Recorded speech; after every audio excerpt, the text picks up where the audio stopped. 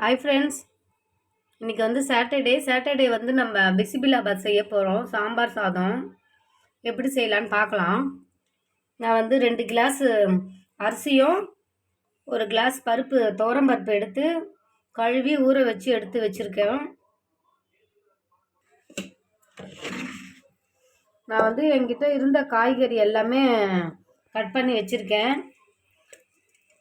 அவரைக்காய், கத்திரிக்காய், carrot, beans, அப்புறம் ஒரே ஒரு நூக்கல் இருந்தது, நான் அதையும் போட்டுக்கினேன்.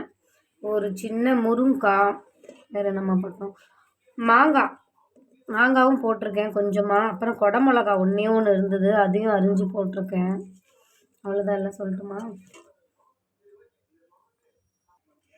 நான் வந்து இந்த எல்லா காயுமே நான் இதில் சேர்த்துக்கிறேன். மாத கடைசின்றதுனால காய்கறி எல்லாமே கொஞ்சம் தான் இருந்தது. நான் எல்லாத்தையும் இதில் போட்டுக்கிறேன்.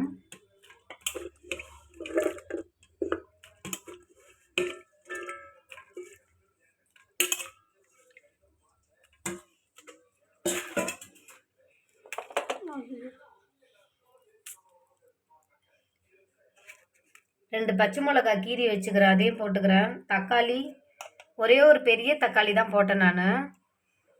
அப்புறம் வந்து சின்ன வெங்காயம் நான் வெறுமனே கட் பண்ணல, அப்படியே போட்டுக்கிறேன். ஏன்னா நம்ம வேக தான் வைக்க போகிறோம்.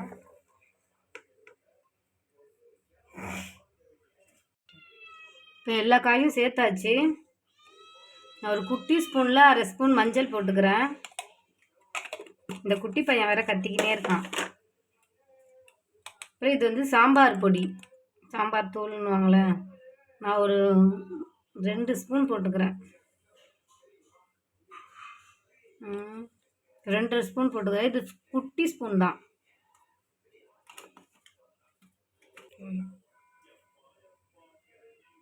கொஞ்சமாக குழம்பு மிளகாத்தூள் சேர்த்துக்கிறேன், ஏன்னா ரொம்ப அதிகமாக காரம் ஆகிடப்போகுது. நான் கல் உப்பு சேர்த்துக்கிறேன், அப்புறம் நம்ம பார்த்துட்டு கூட சேர்த்துக்கலாம். கொஞ்சமாக கல் உப்பு. நான் இந்த இதில் 2 கிளாஸ் அரிசியும் 1 கிளாஸ் பருப்பும் எடுத்தேன். நான் வந்து 8 டம்ளர், அதில் 8 டம்ளர் தண்ணி எடுத்துருக்கேன். அதை இதில் ஊற்றிக்கலாம். ஏன்னா தண்ணி கொஞ்சம் நிறைய ஊற்றினா தான் குழஞ்சி வரும்.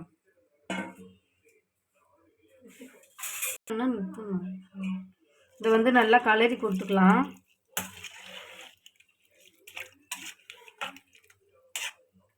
கருவேப்பிலை, கொத்தமல்லி அதெல்லாம் அப்புறம் தாளித்து போட்டுக்கலாம்.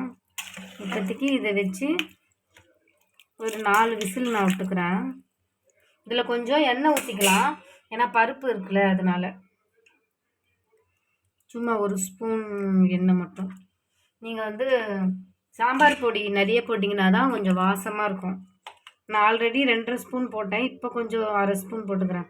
இப்போ மொத்தம் 3 ஸ்பூன். நான் இப்போ கொஞ்சம் பெருங்காயத்தூள் சேர்த்துக்கிறேன். அப்புறம் தாளிப்புக்கு கொஞ்சம் போட்டுக்கலாம்.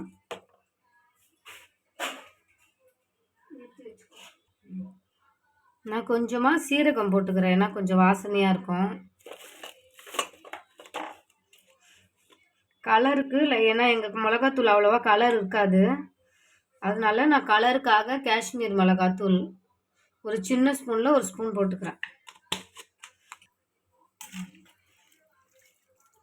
ஏன்னா கலரே இல்லை, அதனால காஷ்மீர் மிளகாத்தூள் போட்டுக்கிறேன். அது ஆப்ஷனல் தான், வேணான்னா நீங்கள் விட்டுடலாம். எங்கள் குழம்பு மிளகாத்தூள் கலர் அவ்வளோவா இல்லை, அதனால நான் போட்டுக்கிறேன். நான் இதில் கொஞ்சோண்டு வெல்லம் போட்டுக்கிறேன். வெல்லம் போட்டால் டேஸ்ட்டு நல்லாயிருக்கும். கொஞ்சோண்டு நெய்.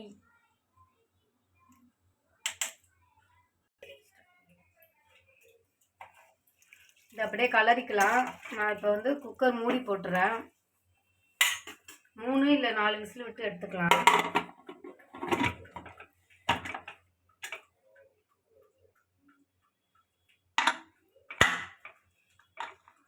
இப்போ வந்து ஸ்டவ் ஆன் பண்ணி நான் ஃபாஸ்ட்டாகவே வச்சு 3 இல்லை 4 விசில் விட்டு எடுத்துக்கலாம். குக்கர் வந்து 3 விசில் வந்துருச்சு. சாம்பார் சாதம் ஒரு 5 நிமிஷம் கழித்து நம்ம ஓப்பன் பண்ணிக்கலாம். இப்போ அதுக்கு சைட் டிஷ்ஷாக நான் அப்பளம் பொரிச்சுக்கிறேன். கடையில் வாங்கின அப்பளம் தான்.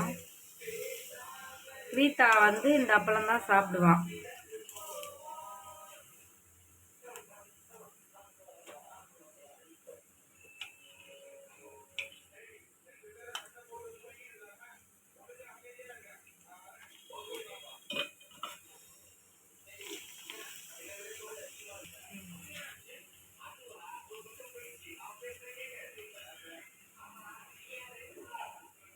கொஞ்சமாக வறுத்துக்கலாம்.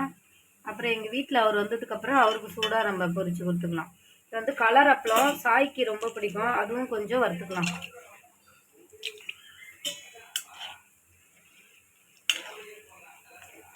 எனக்கும் கலர் அப்பளம்னா பிடிக்கும், ஆனால் பிரீத்தா இது அவ்வளோவா சாப்பிட மாட்டான்.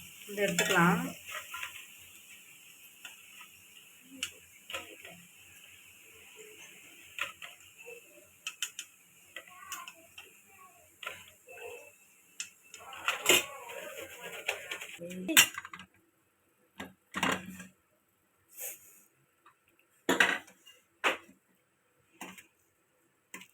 இது வந்து திறந்துட்டு சும்மா நம்ம கலரி விட்டுக்கலாம், அப்போ தான் கொஞ்சம் குழஞ்ச மாதிரி ஆகும். பார்க்குறதுக்கு வேறு வேறையாக இருக்குது. நான் வந்து மாங்காய் போட்டதுனால புளி கரைச்சி ஊற்றலை, ஏன்னா மாங்காவே கொஞ்சம் புளிப்பாக தான் இருந்தது.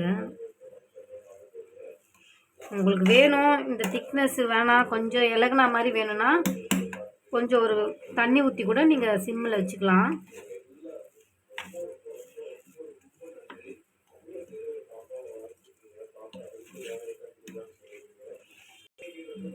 இப்போ வந்து நம்ம தாளித்து இதில் போட்டுக்கலாம்.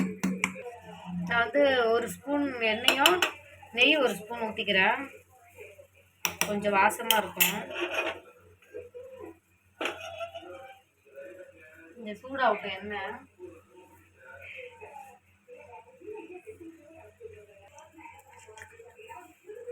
கடுகு உளுந்து கொஞ்சம் போட்டுக்கலாம். சீரகம் ஆல்ரெடி கொஞ்சம் போட்டேன், அதனால கொஞ்சமாக போட்டுக்கிறேன். நான் கொஞ்சமாக தான் வெந்தயம் போட்டுக்கிறேன், ஏன்னா கசப்பு தெரிய போகுது. நான் பெருசாக 2 காஞ்ச மிளகாவை கிள்ளி சேர்த்துக்கிறேன். கொஞ்சமாக பெருங்காயத்தூள், ஏன்னா நான் ஆல்ரெடி சேர்த்துட்டேன்.